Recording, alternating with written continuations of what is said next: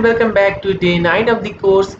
I hope you enjoyed the previous class on control statements, and today we are going to discover a completely new header file.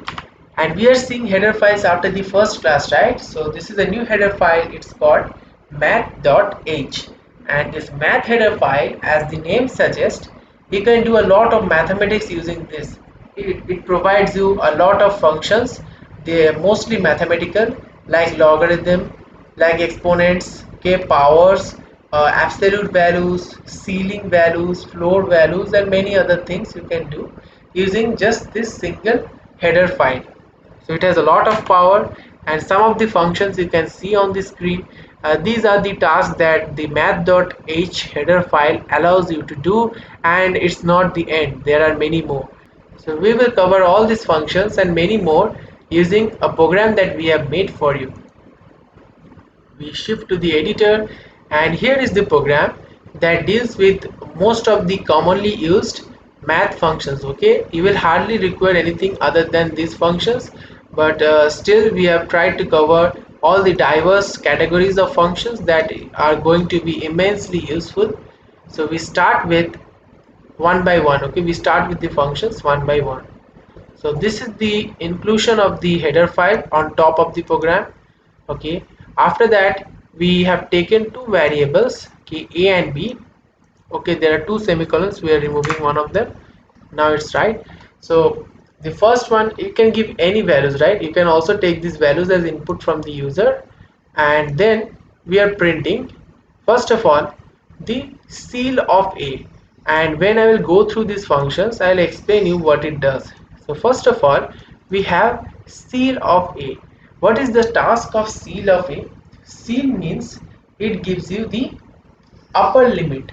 So if I say that here a is 1.6, it will give you 2. Since you are going to get output in terms of a float number, so you will get 2 point some 6 zeros after that as the output.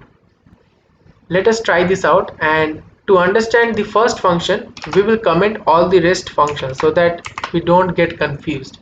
So we will cover all the rest functions by these comments, so we deactivate them. Okay, now let us run it. So we see that we have got the seal value of 1.6. To make this program a little bit interactive, we will write some modifications. We will do some modifications here. So we write seal of, then the number, okay, is this, or instead of is we will write equal to. Now first of all, the number that we are going to use here is a. So we write seal of a, instead of percentage we will have a is equal to the seal function on a, right? And let us give a new line. So we will print it on a new line. Okay, and this is more interactive than the previous one. Let us check it out. Yes, so this time we get seal of 1.6 so many zeros is equal to 2 point so many zeros. So this is quite justified, right? If you are good in mathematics, you know the ceiling functions gives you the immediately greater integer that we have. So we have 2, we have 3, we have 4, we have many integers that are greater than 1.6. But which is the closest among them? 2 is the closest. That's why we are getting the seal of 1.6 as 2. Okay, but we don't need so much precision, right? How can we get rid of these extra zeros? So there is a trick for that. The trick lies in printing. So while mentioning the format of printing, just write 0.1 for one place after decimal, 0.2 for two places after decimal, and so on. You can give 0.5 for 5 places after decimal. So this follows. So currently I want to print up to 2 places after decimal. I want 2 places after decimal precision. So let us try this out again. Now you see the output is having 2 places after decimal, not 6 places. Let us do the same for the input as well. So we will do percent after percent 0.2, and that will check the result up to 2 places of precision after the decimal. Now we will learn another function, and this is the time to uncomment them. So the second function is now uncommented. What is the second function? The second function is floor, and it is just the opposite of ceil. So ceil of 1.6 will give you 2, but floor of 1.6 will give you 1. So the logic of floor is that it will give you the closest integer which is lower than the number. So you have 1, we have 0, -1, all these are integers that are less than 1.6, but the closest among them is 1. So that's why floor of 1.6 will give you 1. Before printing, we will have some modifications as we did here. So let us print backslash n and then floor of, okay, we write floor of this %f. So we write %f is, that means equal to this thing, and we will mention 0.2 here as we did last time, 0.2 here, and then we write a comma floor of a. Okay, again we print it, and let me zoom in. So we have got ceil of 1.6 as 2 earlier, and this time we get floor of 1.6 as 1. So till now everything is crystal clear. Moving to the next function, so let me comment these lines. So here I go, I'll uncomment this. So now the third line is activated. Here the function is f absolute. So f stands for float and abs stands for absolute. Floating absolute. So the input is a floating number. Okay, there is also a function called normal absolute. So that looks just like abs, and if you pass something like abs of -3, then you will get 3. Now in mathematics you have seen an operator called this modulus operator, right? Like if I write mod x, then mod x is nothing but the positive value of it, the magnitude of it. So mod of -3 is also 3, and mod of 3 is obviously 3. Okay, so absolute behaves in this way. What is floating absolute? Floating absolute is the same task, it is doing the same task for a fractional number. Since we have taken fractional inputs, so we have used f_abs instead of just abs. Okay, so instead of just abs, I have used f_abs. That's the difference. So what are you expecting for b? B here is 3.1 with a negative sign. So floating absolute will make it plus 3.1 because magnitude can never be negative. Before that we will format the printout. So we'll print absolute, not absolute, we will print it in this format like mathematics. So then %f, this thing is equal to, okay, is equal to again %f, and we will write 0.2 here, and here we'll write 0.2, and here we will give the first argument or the first value to print is b. Now we test it, and we see that mod of -3.1 is actually 3.1, which is very correct. Now we will learn another function, the next one, the fourth one. We comment the rest of the lines and we activate the fourth line. It says just the absolute value of b. So as you have said that this one was floating absolute and this is the normal absolute. Okay, the task is more or less same. Let us format it. So we write %.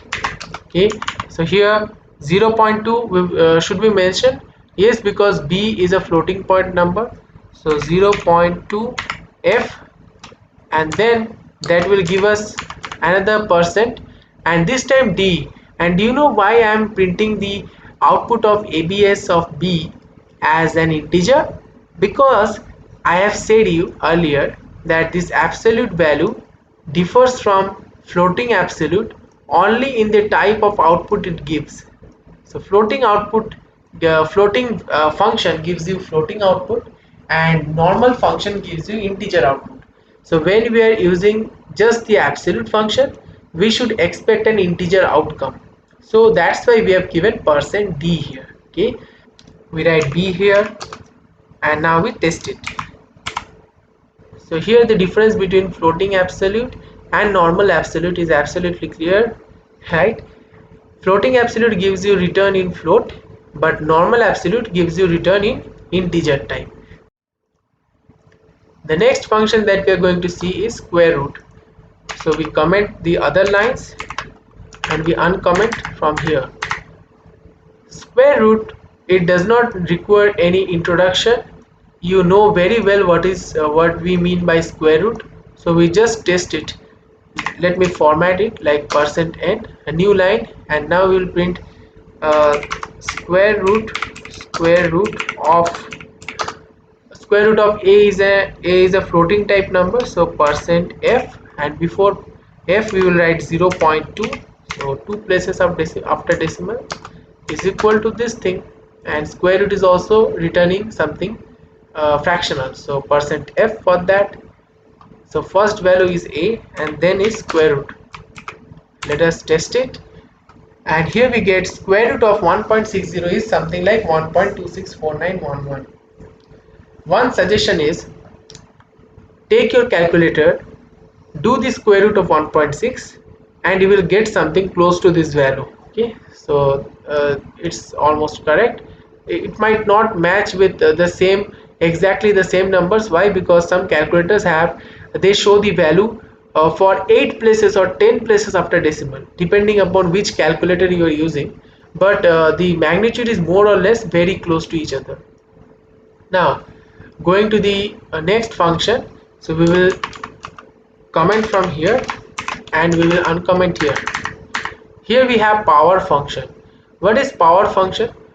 Power function raises the first number to the power of the second number. I have written in the comment, you can see I have passed b comma 5, so it will make b to the power 5. Okay, so let us test it again. \n, I'll write power of, or instead of okay, let me write power of, not power of, we will write %f, that number. Okay, okay, this to the power of what we are printing, 5, so this to the power of 5 is equal to, let us see what we get, and the precision is 0.2, that means 2 places after decimal. Similarly here as well, 0.2. Pass b as the first and power as the second one here, and we run it. When we run it, we get that minus 3 point something to the power 5 is giving you minus 286 point something. You take a calculator and check this value, you will definitely get this thing matched. The next one, the next function we have here is exponent. Exponent means e to the power of something, and e is the number that we use as a base of we call the logarithm ln. So when we use some functions in mathematics ln, this thing is used e. Okay, now to print this, we will first of all modify the print statement, like we write e to the power of 1 is equal to this thing, percent 0.2f. Okay, is this exponent of 1. Let us print it out. So when we print this out, we get e to the power 1 is equal to 2.72. Okay, correct, that's correct, we know the value of e. The next thing is the logarithmic function. So log gives us the power, so if I say log 9 by 3, it will give me 2, because 3 to the power 2 is 9. So here the function that we are using, log 10, so here 10 is the base of the logarithm, so if we have log 100 base 10, we will get 2 as the output, but here we are giving something like b, so let us change this to 100. It will be easier for us to understand the output if we give 100, and we print this out. So let us modify the print statement, that log 100 bracket base 10 is equal to the output. The output is in fractional. Okay, we are giving the output in fractional, we can also give it in decimal, it will not matter. Okay, then it will be typecasted. If we give %d, it can be typecasted. Okay, so we will test this value. Let us test it. It gives us an error. What it says? It says that expected semicolon before the token.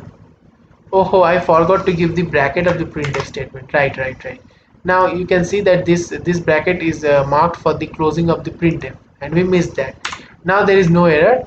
Okay, and we see here log of 100 base 10 is 2.00. That's very correct. Go to the next one. The next function we have is sine. It's a trigonometric function, you know, sine, cosine. These all are some ratios of a right angle triangle sides. Okay, so here we have sine of a. Okay, and we will print that with some modifications like %n. We write sine of this a is a floating point number, so this thing, sine of this thing is equal to the output is also of 2 digits after decimal precision, so 0.2f, and the first output is a, and then we print sine a. Let us run it, and we see sine of 1.60 is something like 1.00, and you can again have a calculator and check it. I think it's in radians. Similarly, you can try tan h, and this is we will try all of them. Okay, why not these two? We have got so far, and why are we leaving these two things? So here is something called the hyperbolic function. So it is a hyperbolic tangent function, and if you're good in mathematics, you know its graph. So we print this as well. So tan h of the input is a float, so we write in this format, is equal to, it is also giving a float, 0.2 place 2 places after decimal, first b and then tan h of b. So we save it and run it, and here we get that tan h of minus 3.1 is giving you minus 1 point something. Okay, you can again check it. Finally we have this, the final printf statement, and we can remove all the comments now, and it is finding a cos or arc cos we say. And what is arc signifies, it is an inverse function, so it's cos inverse. Okay, basically saying, and you know how cos function behaves, right? In mathematics you have learned it. So we write arc cos of this, what to say, arc cos of the input, that is percent 0.2f, and is equal to something else like this. So we close this thing, percent f 0.2, and first argument is 0.6. okay, so we are not inputting a here, so we will write here 0.6 directly, and that is a cos of 0.6. Let us see what it prints. So cos inverse of 0.6 is giving you something like 0.93. again, you can, if you have a calculator, you can check the value, it will give you the correct answer. So we have seen a whole bunch of different mathematical functions that we can do in C programming. It's more than you will often require, but still it's my task to tell you about what are the different types of functions you can do. There are some other things like f mod, and what is f mod? F mod is to do floating type modulation. So let me give an example. You know, mod operator is this symbol and it gives you the remainder. We are going to do the same thing for floating numbers, not only for integers. So we will print f mod of two values we should keep, floating points. Like if I give 12.7 mod, let me give you 5, so 12.7 mod 5, and comma 5, sorry, mod is the operator, we should not give here, we should just pass them as arguments. If we print this, okay, we should print this on a new line. So let me go to a new line. Okay, so \n and comma, and then we are printing this thing. So the last value, see the last value, so is nothing is printed here.